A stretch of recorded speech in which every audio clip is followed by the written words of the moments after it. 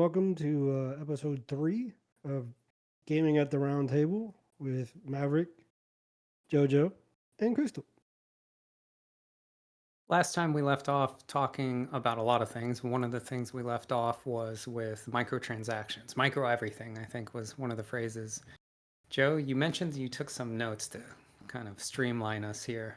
What do you got? So, microtransaction as a whole is a $1 billion industry inside of gaming. And just to throw out some numbers, Activision, which is slash Blizzard, made $1.6 billion. Fortnite makes 2.6 billion has made $2.6 billion to date. And this is So strictly 26 billion. microtransactions, right? This Like is not, simply just on microtransactions. They've made $26 billion to date. They average per year $5.8 billion. Apex makes $2 billion a year. And then Genshin makes 943 million, and that's the mobile version. rookie numbers. Yeah. And My Roblox, God. just to throw it in because it's a popular game, $868 million. Well, those are some serious numbers, especially when you think about the fact that, as you mentioned, exclusively they're microtransactions. And in some cases, you mentioned Genshin, I think, was mobile only. Yeah. I've spent some dollars on the PlayStation 5, which if that's a separate metric from the PlayStation 4, which is a separate metric from PC, it's staggering to think about. I mean, for me, it's like if they release the game free to play, which I think Genshin was, Yep. Apex was, Fortnite is Fortnite had two versions when it first came out. I think one version had like a $20 version, which came with the actual game that they had designed at the time, and then the battle royale started exploding, and they essentially kind of like dropped it off. It's still there, but you have to like fish for it. But the main focus is the battle royale and all the other stuff that they have now. But just it's insane that they can charge $60 to $70 for the base game, with collector's editions going up into like the 150, 200 and something plus, and then have microtransactions on top of that. Like that to me is a bit of like, hey, like if I'm paying that much through the door and I'm not getting like the full library at the time, I think that's a bit unfair. Yeah, maybe it's showing our age a little bit, our ages, but there was definitely an era. We won't even talk about the whole notion of games aren't complete anymore, Ugh. which is that is a topic, a hot one. I don't think it's really debated, but it's definitely a hot topic. Still, it's hard to not talk about that actually, because Crystal and I just last night we were talking about Final Fantasy VII, and I'm like, don't do it, stay on topic. But like the idea that I'm actually okay with microtransactions in a freemium model, or gotcha is the the de facto model. Nowadays, everyone understands gotcha, right? They've heard of Genshin Impact, and regardless of how you feel about Genshin, they did a really good job at getting that genre to be widely accepted and at least widely known. And I think before Genshin, only niche or mobile players really understood gotchas and how they were such a freemium model. That being said, they didn't cost AAA costs, right? You weren't paying $60, $70 to download Genshin. You paid $0. And then if you want to spend money thereafter, you can. And to your point here, it does feel icky, if not outright criminal, when people are paying premium AAA pricing and then on top of that just to get the content that's available in the game. And Crystal, I think you mentioned last time, I think you mentioned it, that speaking of Final Fantasy again, there was this Final Fantasy patch in Apex. Ah, yes. And in the past, you had mentioned that they didn't really release balance impacting microtransactions. Is it you guys play Apex and I don't, but I think you mentioned that that Buster Sword changed the dynamic of the actual game based on who bought it. Mm-hmm. Yeah. Yeah, so the Buster Sword itself, mechanically speaking, is easier to melee with than heirlooms, which are 1 in 500 chance to get, or your fists, right? Which fists is common. That's like the base that you're gonna start with. So if you spent that, what is it, $300? It was Was it three to something to get yeah, it. to get the Buster Sword? Like every time I've ever encountered somebody with that sword and have been meleeed by them, I'm just demolished. So that to me was the very first pay to win item in Apex. It's the only pay to win item in Apex. And it's So, $300. Yeah. yeah. That's gross. Well, It's hard to it could have been one pack. You could have opened it and randomly gotten it on your first pack, but it's like 0.1% chance or something like that. that So you actually, could have. and I suspect that's where a lot of those billions of dollars comes from, because not only are you getting into microtransactions, most of the major shops involve gambling style microtransactions to the point where, a lot of people used to have a very negative opinion and still do about gotcha games because they are by design mimicking the Japanese gotcha pawns, the little machines you put a quarter in and you get a random toy out. And thus that was the business model. However, I would argue that it's no longer gotcha exclusive. I would say that most cash shops from major titles are innately gambling oriented, right? You mentioned an heirloom is 1 in 500, right? Yeah. Yeah. How do you get an heirloom? You got to do some sort of like pull mechanic. You You have to open get packs. Apex packs. Yeah. And how do you get Apex packs? You got to pay for them. Mm, Or you can get them every certain increment of levels. They Hmm. give yeah. you a free one. Okay, that's actually really similar to the gotcha model, to the point where it's almost an exact duplication. Most gotcha games, they call it summoning, and you're usually trying to get a character or a weapon. You get some of those through playing the game or at intervals of playing the game. And then if you want any more than that, you just buy packs or buy gems or crystals or whatever their currency is. I'm going to assume that Apex has a special currency that isn't just straight dollars, right? Mm-hmm. Right. Okay. So Apex is literally a gotcha game masquerading as a first person shooter then. I think the model changed slightly though because Overwatch got hit so hard for doing it Did to the they? point like Overwatch had the gotcha system. I would say the heaviest when it first came out Hmm. because you couldn't get any of it unless you bought one of those packs. But it was always random. Whereas Apex, Fortnite, Call of Duty, Diablo, where you can specifically buy the certain item by paying directly for it. Not on all of the items, but they give you a lot higher of a chance. And then they'll say like, oh, it's a reskin, meaning like they recolored it, or they give you options like that. Whereas Overwatch exclusively, you had to buy those packs, and it was exclusively random. But I believe countries literally banned it. I don't know if I'm saying it right, but Banned. they banned it because they considered it gambling. Well, I would unpopular opinion. From my perspective, it is gambling. And I've always thought that it was kind of hypocritical in America that a lot of our children aren't allowed to walk into a casino and start playing, right? You just get out of here, kid. Florida's doing its best to change that. That's just where I live, for the record. But overall, historically in America, we don't let kids or minors go into casinos and play. But we're perfectly okay with them spending literally thousands of dollars on video game packs that are randomized with a percent chance.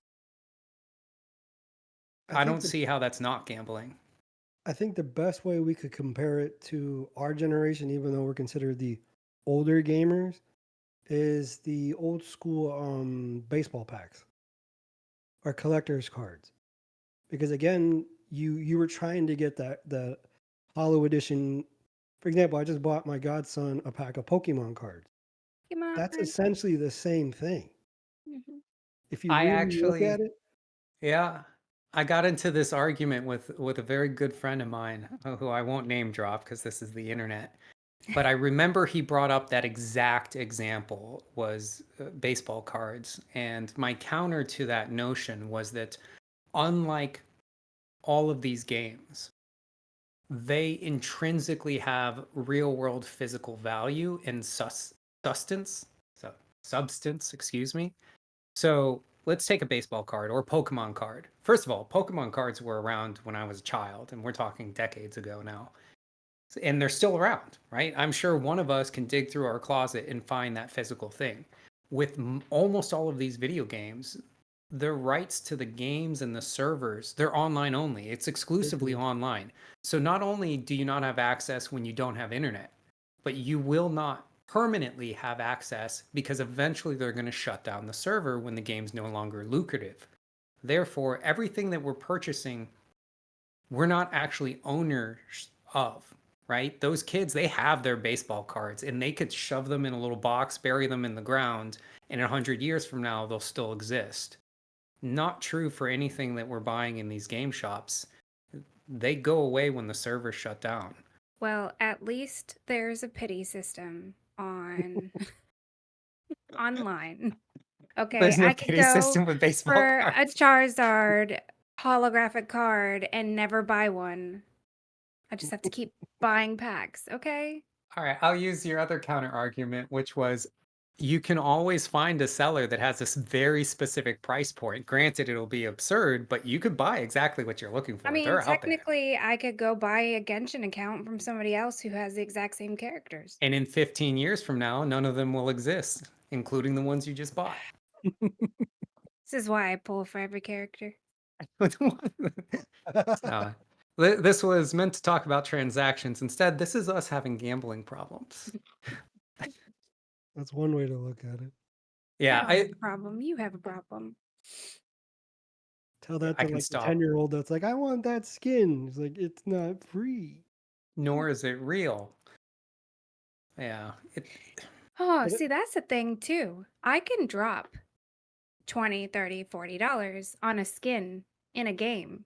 Try Mhm. to get me to buy a shirt that costs that much. Yeah. It's not gonna happen. There's a good term that my buddy that I was arguing with used, and I really wish I could remember it. But effectively, they're preying upon, it's predation, right? We're preying on human nature, just like with food, right? We have food that everyone knows is bad for you. Lots of examples. But we buy it and we eat it because it's been scientific. Someone got paid hundreds of thousands of dollars to make this the most delicious ice cream or most scrumptious cereal you've ever had in your life. It's chocked to the gills with poisons and chemicals, but like it's designed to be addictive. And these gaming industries, especially the microtransaction, they're modeled after gambling. That's why they work, right? We're Yeah. more apt to be like, oh, it's the fear of missing out. You also notice that it's not just, unlike a casino, it's even worse, in my opinion. If I go into a casino and I go to a roulette table, unless the casino's outright cheating, the odds are always the same odds, right? Same with blackjack or any other gambling, whatever we're going to talk about. But when you think about banner systems in all of these games, and again, I haven't played Apex, but correct me if I'm wrong, I'm going to use the gotcha model, and I can almost guarantee it works the same way by what you guys have said. There are limited time periods where you can get certain types of things, right? Yeah, I knew it. Right. And Yeah. that's predation because it instills that, oh, I'm going to miss out. I'm going to miss out. I need to, if I'm going to FOMO. gamble, I got to do it now. I think this is another reason why I like Genshin so much. They cycle their banners. So, the people who first started playing, let's be real here, we gambled like crazy because we didn't know if those characters were going to come back. However, since then, it's always like, I'll get them next banner if I don't get them this one. I mean, some people do that. I don't, but some people do that. I have to have the character now. No. So, And you can imagine you're an adult, right? yeah. You can fathom what it's like for an 8-year-old, especially if they're playing with their friends. I remember I would have broken someone's leg to get a Tamagotchi if I didn't have one That when actually I was a kid. reminds me, there was this kid that had her parents' account information on her Oh account. boy. I Yeah, think there's a she couple. spent like $800 to $1,200 on Genshin Impact. And And they got their money returned to them, and she got basically banned from Genshin Impact. Not yeah, not by her parents, hmm by Genshin. yeah, actually So, Genshin has a policy wherein if you do say cancel a credit card that was used to make the purchase or reject the charge, because you can, if as long as it wasn't straight to your debit card or something, most people are going to use a credit card, and thus there's the possibility that they don't actually get paid permanently. Plastic makes life fantastic. But if you, as soon as you do that, that account, there's an algorithm and they just automatically deactivate your account. And it's not like some technical investigation. It's just if your charge gets bounced and you've been delivered their thing, that account is banned. I mean, it makes sense. So yeah, in fact, streamers had a problem with that for a while because what was happening is their viewers would be buying them stuff. And then if they spent the gems, and then the viewer who bought them the gems goes, "Oh, actually, I can't afford that." So they reject the charge on their credit card. Well, now you're in the negative. And people were getting their accounts banned from random gifts from other people that would then get their checks bounced, so to speak. This is a weird thing to do. I think just to kind of like bookend it, the other aspect of that market is movies, and a lot of streaming stuff right now. Who owns the physical copies anymore? And that's happening to a lot of people that are buying stuff, say, through the PlayStation market where they buy a movie and then a company goes, we don't own the rights to that anymore, so you can't stream it through our platform. Yeah, and I would even say it's worse than that. Yeah, I see what you mean. We're getting a little far away from microtransactions, but it is tied in that everything is set up to be ephemeral. And it, at first, I think the consumers, myself included, looked at it as, well, this is just the world evolving to being online. But I'm starting to shift that mentality towards, no, this is by design.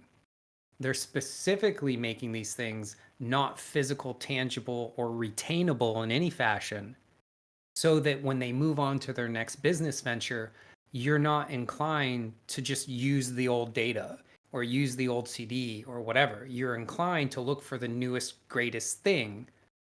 And as long as they keep making things, they have a chance to re-sub you, so to speak, to whatever their game or subscription or whatever it is.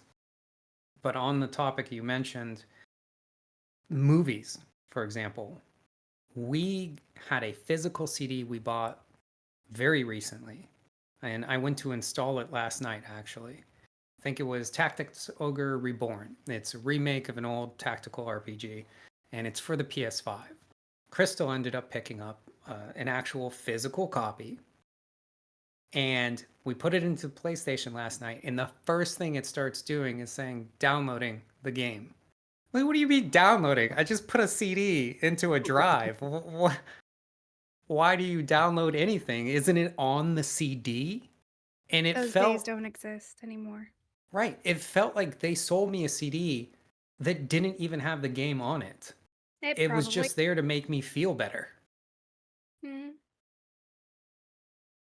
I'm trying to like again. This is gonna date us like really bad, but I remember on Apple the Macintosh, Yeah. where to get a game, you had to put in like 12 different floppy disks. Yeah. If you don't know what a floppy disk is, you're definitely pretty young. But pretty much you had to use a lot of different physical things to put this thing on your system. And back then, the internet wasn't what it is today, where it's you have to be connected to play. Yeah. So it's just odd because they'll sell you the physical copy of it with a portion of the digital portion of it somewhere else. Yeah. And then there's some games where you buy the physical copy, but you can't play it unless you're online. So what did you physically buy? And some of It's these just games like, aren't even multiplayer. yeah. I So it's used kind to of like feel bad. how do I do anything if I'm not online? Yeah, I used Yeah. to feel bad when I worked at GameStop and I would have these people come in who didn't have internet and they would spend, no lie, an hour and a half to 2 hours looking around GameStop to find games that they could play at home without needing internet. It just, I don't understand why we can't buy a physical copy, put it in our system, and play it. We Yeah. used to be able to. What's changed so much that our technology has gone backwards? I don't think our technology went backwards. I just think the money making aspect of it Hmm. circles back to again microtransaction. If you're a car salesman, and that's an example that I've used a lot in discussions, is that if you look at older model cars, those things would last forever. Forever. But if you look at newer car models, they're designed to last at most 5 years. And that's if you maintain it pretty good and stay on top of routine stuff. But even doing that, there's stuff that's just going to be like, that's done in 2 years. That's done Yeah. in 3 years. So it's their way of cycling you back to being like, hey, I need to go back to whatever automobile company you go to, and I need to buy this and that. I think it's the same model just with games. Yep. Yeah. And microtransactions are something that there's a lot of nuance to it. And it is interesting though, because I think to really tie it into part of our discussion last time was we had this model that we all know is a moneymaker. It's not going to go anywhere, right? Billions of dollars every year. So if we're going to be making a game, are we going to have any type of microtransaction? And I think the the the moral side of me is like, no way, right? I'm adamantly against that. So I do draw the line at things that I think are acceptable. I think that additional content is acceptable to sell, and I don't view it as a microtransaction. But if we're going to make additional content, and who knows, maybe I'll fall on my sword in 2 years from now. But I think that as an aspiration for whatever games we end up making, it would be really cool to stick to this notion of anything that people purchase either doesn't adjust the balance of the game, or if it does, it's because it's a large part of a patch, right? Like what you mentioned this with Diablo and stuff. What is now currently seasons during your review, the same game and the owners, right? The Diablo series, it used to get like expansion packs. I remember StarCraft, same parent company, historically, right? Blizzard. You got StarCraft, and then there was StarCraft 2, and then I think it was like Brood War or something, and it Yeah. was a huge, fully fleshed out content expansion that you could purchase. But it was complete, and there was nothing micro about it other than the fact that it wasn't the original game you bought. I think that's where I draw the line at non predatory, but still hopefully lucrative. I agree with that because Halo used to do the same thing too. But the idea again of expansion packs is kind of just dissipated. Yeah. And it's funny because MMOs used to be dating ourselves again. MMOs used to be frowned upon because they were subscription based in many cases. So you'd be paying $15 a month, and people are like, there's no way I'm going to pay money every month to play a game. And the twist of fate there is that MMOs are probably the most sane, financially stable version of a game that you can get continuous updates from. $15 a month. There's no gambling. You will have your subscription the next month. And if they come out with an expansion, it's almost always going to be a legitimate, massive upgrade to the game. And Final Fantasy, even World of Warcraft, which I don't personally play, but I know they follow the same old school model, right? A lot of these long-standing Guild Wars 2, which I think was free to play it anyway, Yeah, it was. but they had optional expansions that you could purchase. You know, these heavy hitters that are still popular today. If you look up player counts, they're very much alive and popular. But they have that traditional business model, and they're still thriving. They're still making very good money. So I think personally, I would leave off microtransactions with, I understand it's the way of the world, and I definitely understand it's lucrative, but it's not necessary to remain lucrative while still generating new content. I agree with that. In other news, breaking news. We were a little bit late on this podcast, and the reason for that is because I got really nasty sick. And it kind of, sorry, stumbling on my words here a little bit. It brought to light the fact that we're operating as a hydra. There's three of us primarily, and we're all connected to the same body, and we're so new. We're like baby hydras. So we're still stepping into this world. We're still figuring things out. Right now, I'm trying to get a screen recording for the first time. I don't think my audio is getting recorded, right? There's a lot of things we're figuring out. And 2 weeks in, I got sick for a week. And then immediately after, I was basically 100%. Crystal got food poisoning. It was great. So it was like wham, bam, wombo combo. And that was very impacting to our schedule, and it was very impacting to our productivity, especially so early on, right? We haven't had time to build up a backlog that we could rely on. And so we've been kind of backloaded here. And I don't really have a good solution for that, but I wanted to talk a little bit about it. I think it was better happening earlier than later. And that's why I think I was a little bit more calm in the whole thing of it, where you were like, I'm sorry, and we're gonna do this and we're gonna do that, and this is gonna happen. And I was like, it's okay. Like that's I think one of the breath of fresh air in doing something on your own is you don't have that doom and gloom pressure on top of you where like if I don't hit this deadline by this amount of time, hey, like this is done. Like I'm not gonna have a job. Mm-hmm. Obviously we have deadlines to hit, but we're still at a stage where we're learning it.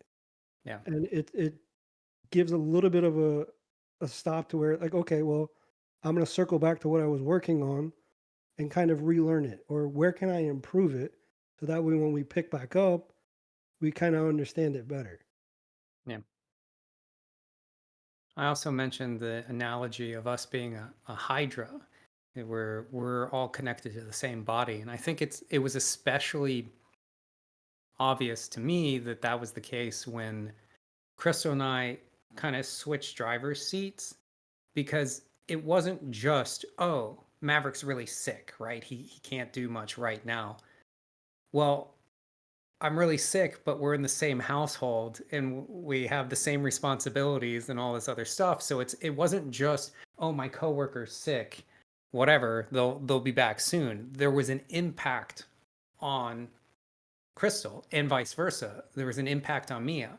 I had to drop work, go get soup and things for when she had her food poisoning, right? I Yeah. had to stop what I was doing. So it was disruptive not only for the person that was dealing with the issues, it was disruptive for their partner. And unfortunately, that's 2/3 of our company right now. So yeah. What Well, was your, no, go ahead. from your perspectives, how did it feel? Because again, for me, I'm the one outside of your house. I'm the odd man out. So you guys are sitting next to each other. So how did that kind of play into things? It was tough because kind of similar to what I was talking about. Crystal, I'll let you go to bat here in just a second. But for me, it was one of those situations where even when I was working while she wasn't feeling well, I was distracted mentally. I was thinking, oh geez, I wonder if I'm a catastrophic thinker. So I'm thinking, oh well, what if she has like toxic shock syndrome? Should I go check on her? What if she's just in the bed, like just puking or something? And so I'm a worry wart. And so even when I was working, I was never fully focused. Uh, I think for me, I mean, there was a few things, right? He would kind of hover around when he was sick because we know the man flu, right? So you guys are both guys. Sorry. But, he was just kind of like I would be trying to work or do something, and then you would see him like a zombie walk in the background. And, you know, it's distracting. I definitely couldn't focus on my work just like him. There was that worry aspect there for me as well, but not as much because, again, did I mention he was hovering? I can hear So, you breathing from the door. yeah, I mean, the amount of times I must have said, like, "Don't breathe on me. Don't like, you're gonna get me sick. Stop." And then I get sick from something completely else, which was great. Um, but yeah, you definitely find yourself as like if you were to get sick, Joe, no offense, but it wouldn't mess up my productivity. I would just keep working. And you're over there, you're not coughing or sneezing near me, or, it's just me doing my own thing. Um, but in the same household, you have to go get the soup. You have to make the soup. You have to make sure they're okay. You have to, and you don't obviously have to do these things, but You just let out of him love. die. I'd recommend it. Eh, he's just Disclaimer, hovering. not medical advice. Disclaimer. Just ignore them. It's at 150 fever, but they'll walk it off. If they can moan, Yeah. they can breathe. Uh... Although the amount of times I had to tell this man to get into bed was ridiculous. This is going on the internet. So, I know. Get in bed and rest, and sleep, and Drink recover. water and yeah. get some sleep. That was the two things that your mom, I remember telling me. Drink I some told him water, the get some same sleep. thing. He was just telling me like, "Oh, but we got it." I'm like, "Relax. We'll figure it out. We'll get there." Yeah. And again, I think that's the blessing inside of it happening now compared to 5, 6 months, almost a year down the line. And then it just like the wheels fall off the wagon and we're going full speed, going like, this is gonna hurt. Yeah. Although I will say I remember thinking I'm glad that not necessarily that it happened early on, but I was glad that it didn't actually happen to you because yes, you're insulated, but it would be that much more difficult to get an update, right? So Crystal could step in and give you an update about me, which she did, and vice versa.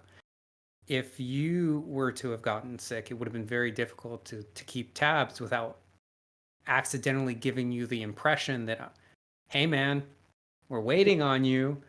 Like, are you feeling better? Like the whole upper management type. I just want to check in on you. Well, so I've had that happen. I won't name the company, but when I was flying, I remember getting really sick. Probably the most sick I've been as an adult, and I got a phone call from the owner of the company. Mind you, I think I took 1 day off at that point. So not that dramatic in my mind. And they were asking, oh, well, are you going to be able to fly tomorrow? and they can hear me talking already, and I'm like, no, no, like I'll blow out all my eardrums and I'll probably crash because I can't. Like it was terrible, and that felt. You already feel bad, right? You're already sick. So having that extra pressure is just not a good feeling. You start worrying about your job or expectations. And that was something that I was glad didn't happen because I would want to check on you. But I wouldn't want you to feel like, hey, we're waiting on you. Just like you were saying to me. I find that it would be difficult not, I couldn't just say nothing, right? Crystal can say nothing because she knows. Uh, so, I think it was a blessing in disguise that, to your point, it happened early on, but also a blessing that it happened to one of us that the other could check on and fill in the updates for. It just as an FYI, I do have a spouse that can check on me. I won't be like in some random corner like, dude, we haven't heard from Joe in weeks. I do have a Weeks. I'd have to start making a trip down there if something happened over weeks, man. I mean, that's a drastic example, but yeah, I mean, I think it brought up some issues that obviously we needed to correct, and we did, without it being a massive correction, I guess is the best way to put it. Because I think a lot of the times with some companies is once something happens, it kind of changes the dynamic in a bad way. Yeah. And I think this did it in a good way without like oversharing anything. But I think it helped open certain lines of communication and allow certain things that we didn't realize were an issue to be brought up. Because again, there was never like a stop in it. Mm-hmm. Once there was a stop, it's kind of going like, well, I don't know what's going on with this. Is this happening or is that happening? Because I don't know what's going on. Where you guys had mentioned that you guys can talk to each other, and that kind of backfired on me, going like, you guys spoke about it, but I haven't heard anything in a while. So I'm sitting there Hello? going like, are we doing this? Are we not doing this? Like, and I It's think that hard to was break that cycle too. I mean, Yeah. just today, I was creating a bunch of mock ups of the banner that we wanted, and Maverick was standing right here. Yeah, where that Nessie And is. yeah, and I just kept changing it and changing it. So you didn't see 4, 5, 6 different mock ups that I did. And I even told Maverick afterwards, I was like, I'm supposed to be sending this to Joe. Like, you're not the only one I have to talk to, but of course, I'm sitting here and he's right here telling me to do all these changes. So I'm not sending you the individual things.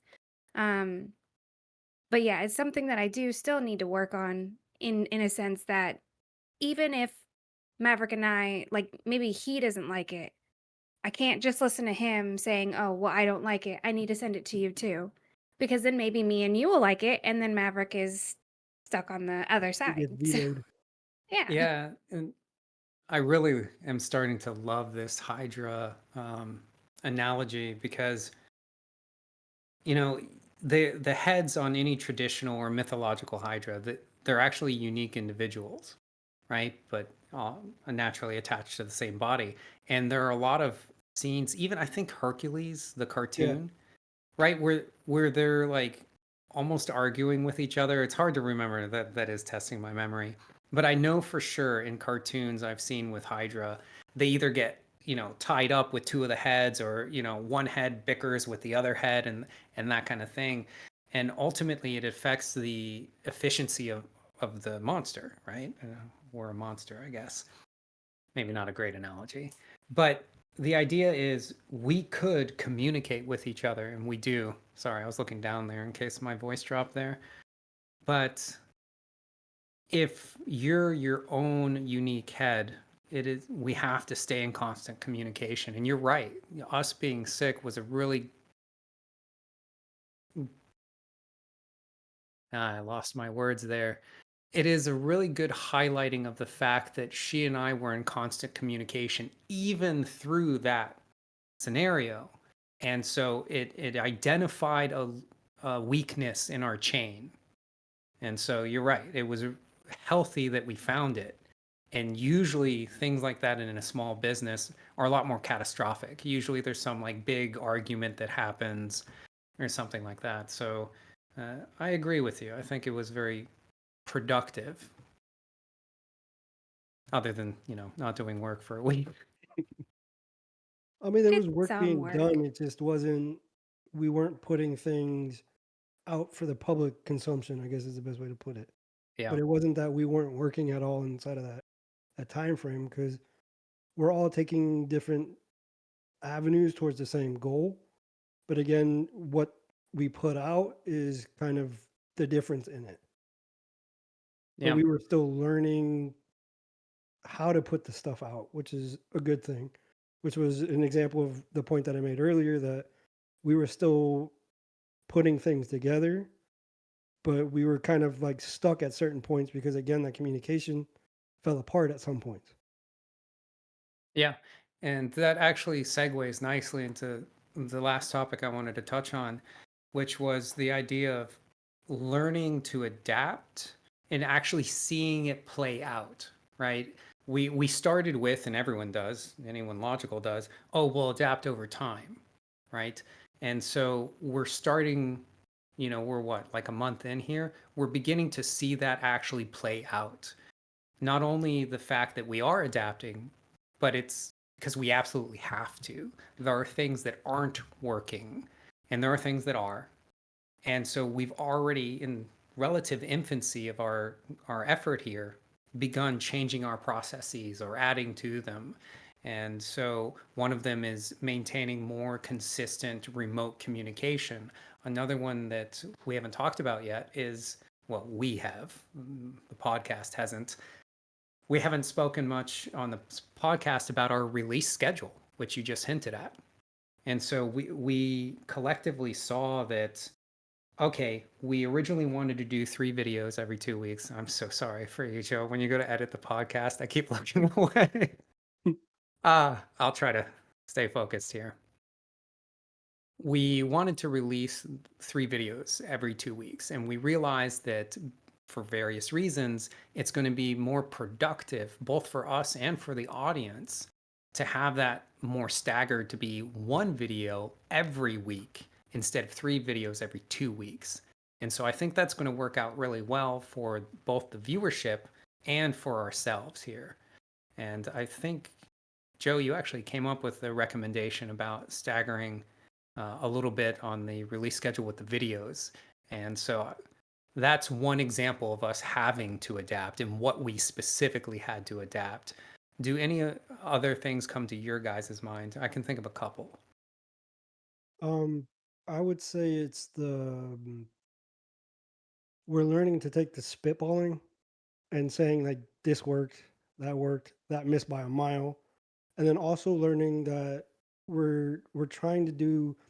I'll say it from a marketing standpoint is you're doing it from multiple avenues at once. So you're realizing which ones work at which speeds.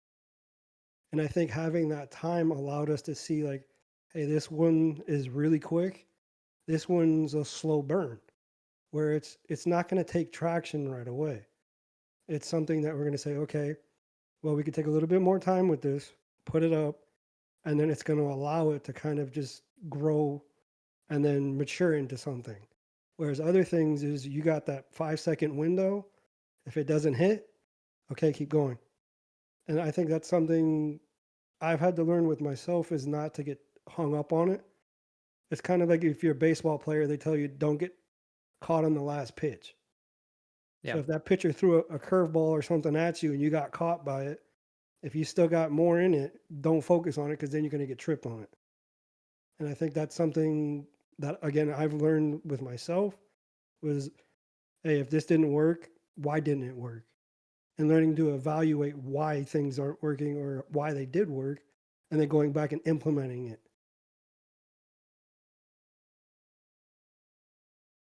Crystal, do you recall off the top of your head if there was something that you or we collectively had to adapt and change since we began? Anything that sticks out to you? Aside from what we've covered, I mean, not in particular. Not to say that there isn't. It's just nothing's standing out to me aside from the major ones that we have already covered. Yeah. I would just to add one that's on my mind is I had to significantly adapt the schedule that I had hoped to maintain to where I was really hoping, because I currently work full time, Oh, I was yeah. really hoping to basically be a superhero, super machine, just slam energy drinks all day and go to work.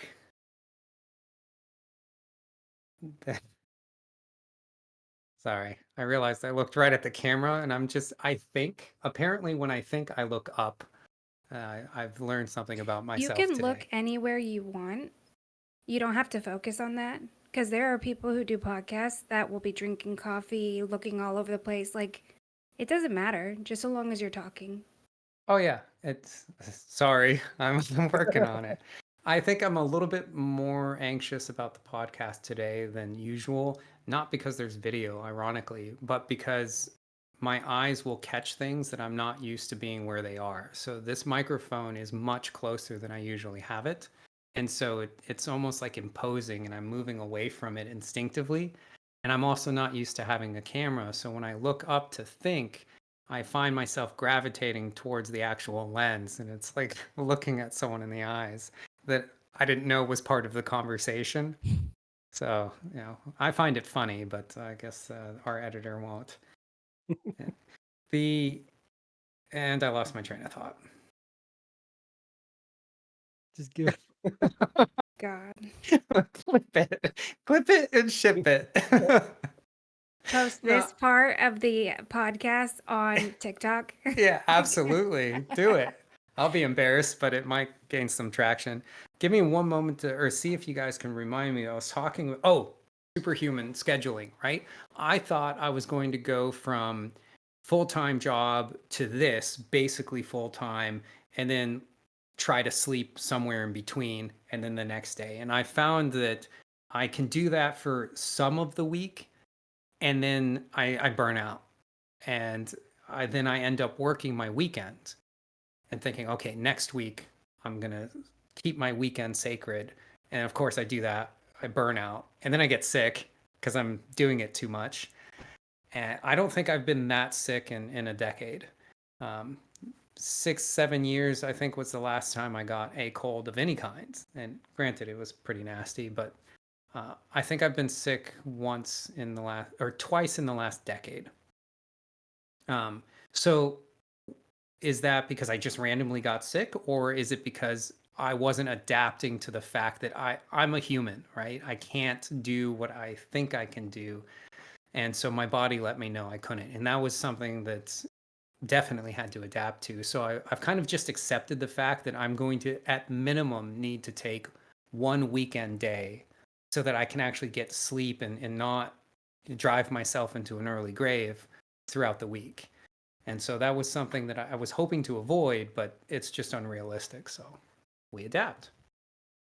Yeah, I learned that, but a while ago because I used to work a job where I worked on average 12 to 15 hours a day, and I mean I was clocking some good hours, but I'd realized at certain points the mental is not worth the dollar.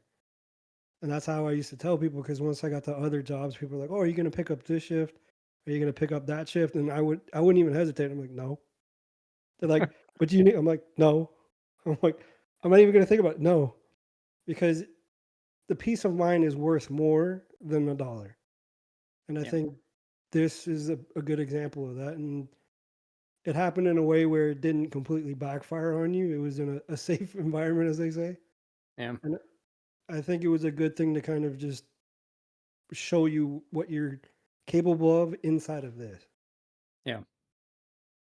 The, it also reminded me of the notion of, excuse me, where I want to go forward. And with this podcast on that topic, I think a couple of the topics I'd like to explore next time are that release schedule. We can talk a little bit more specifically about it. That way, the viewership can look forward to, oh, well, when is their podcast supposed to be? When are their videos supposed to be? Additionally, I think we're basically on that teeter point that the three of us discussed about shifting from exclusively kind of getting the review aspect out there, starting the podcast. We are getting a rhythm. And now we can start transitioning a little bit more into the development side and starting our alternating cycle. And I'd love to talk a little bit more about that on our upcoming podcast. Speaking about adapting, right? Yeah, I think that's a good topic to hit on. And one other topic I think we could cover would be that we want to start a Patreon page so that way if people really like our reviews, and especially once they start seeing our indie development, they can support us and we can support us. Hopefully. That's the end goal, right? Don't go broke. And so all of these efforts, for all we know, there are people out there that are really excited about what we're doing and or will become very excited about it. And we want to give both them an opportunity to assist us and us an opportunity to receive the assistance, because clearly we need it. I need it. I think we're good on this one. We can kind of wrap her up, as they say. Sure. Anyone want to give their best go at an outro? It's She looks around. one looking away. It's your turn. It is You your can't turn, tell who the Crystal. shy one of the bunch is. Can I have a written dialogue, please, so I could read it off? Yeah, one moment. I'll What are just those type things it up. called that they look at when they're up on stage? The A teleprompt. teleprompt. Yep. There you go. No, you need to I say should your just hold part. up a pad here as a teleprompt, like on The camera. funny part is, like, you guys are joking. I mean, I already have started writing down the intro that you use, Joe. Mhm. And I'm like, okay, on my next video, that is what I'll be using. Thank you very much. Well, something for our viewers to look forward to next podcast. Crystal will be prepared for our Yes. outro. I'll do the But intro and the outro next time. Oh, okay. Hey, we're gonna hold her to this. yes, this is recorded on the internet. So this has been Gaming at the Round Table with Owl of Knights Media. On behalf of Crystal, Jojo, and myself, Maverick, we appreciate you guys listening and we look forward to seeing you next week. Thank you. Bye.